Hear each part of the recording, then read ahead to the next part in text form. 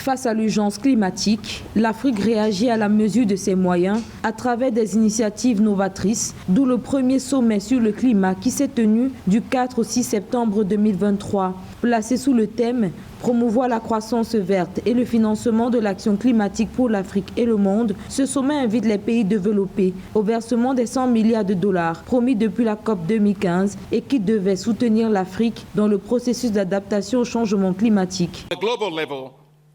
Au niveau mondial, les économies développées doivent respecter leur engagement à fournir 100 milliards de dollars par an en financement climatique. Au niveau national, nous devons accélérer les actions d'adaptation au climat. Et c'est pourquoi la Banque africaine de développement s'est engagée à fournir 25 milliards de dollars pour le financement climatique d'ici 2025.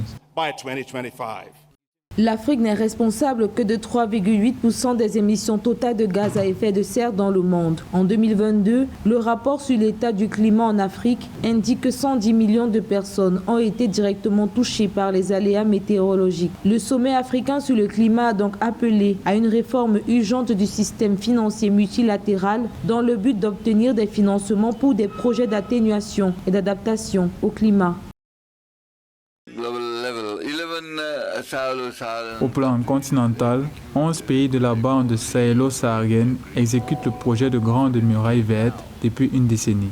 À ce titre, le Sénégal met en œuvre un programme de reboisement de 500 000 hectares de forêts classées et de 500 000 hectares de plantations pour endiguer l'avancée du désert, lutter contre la dégradation des sols, restaurer la biodiversité et soutenir des activités agro-sylvo-pastorales génératrices de revenus.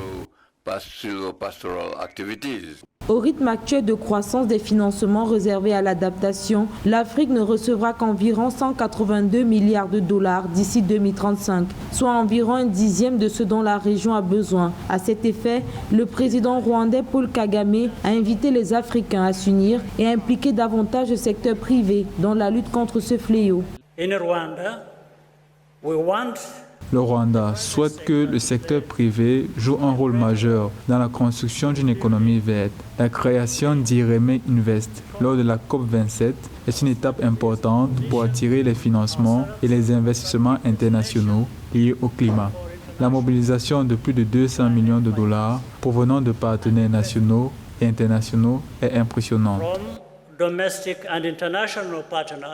Pour les chefs d'État africains, c'est l'action climatique conséquente par une mobilisation responsable et solidaire de tous les pays développés et en développement qui pourra aider à sauver la planète.